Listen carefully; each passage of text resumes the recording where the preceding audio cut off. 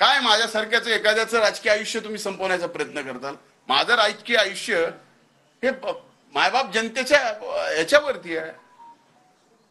अहो, आज देशाच्या इतिहासामध्ये पहिल्यांदा सांगतो, मनातून बोलतो, आपण पण याचं आत्मपरीक्षण करा. 59 दिवस कुणा एका माणसाचं, एका जिल्ह्याचं, एका जातीचं आणि एका गावाचं मीडियाकडून ट्रायल व्हावं. 59 दिवस. या 59 दिवसात एवढ्या मोठ्या मोठ्या गोष्टी या देशात घडून गेल्या, त्याचं काही तास सुद्धा त्याची न्यूज व्हॅल्यू ठेवली नाही. पण आमचं 59 दिवस ट्रायल चालतं. काय काहीतरी असेल आमच्या. मला हे बघा, एक मिनिट मला या बाबतीमध्ये एकच म्हणायचंय की याच्या मागे कोण आहे, काय आहे, काय नाही. Then why you are journalist? Why you are journalist? अरे इट्स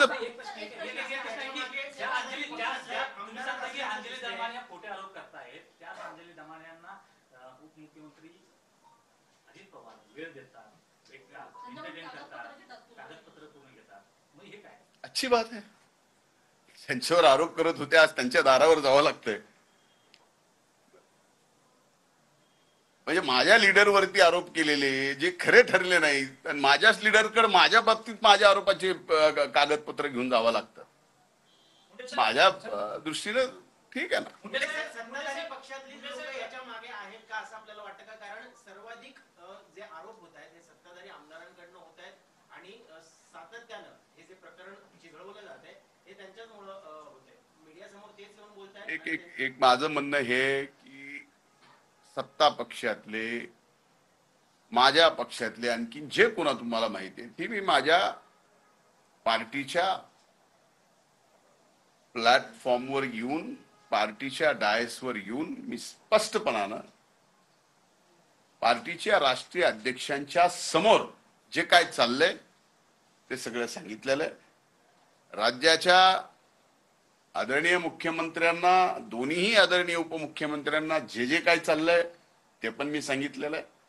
अशा पद्धतीचं राजकारण आणि एखाद्याला म्हणजे अशा पद्धतीनं एखाद्या प्रकरणात गोवायचं आणि त्याची बदनामी करायची, हे राजकारणात जे आज करतायत त्यांना वाटत असेल की फार अवघड काम आपण केलेलं आहे. पण यातनं जर मोकळं पडलं, ह्या संवैधानिक पदावरून जर मोकळं पडलं, तर मग काय सारखे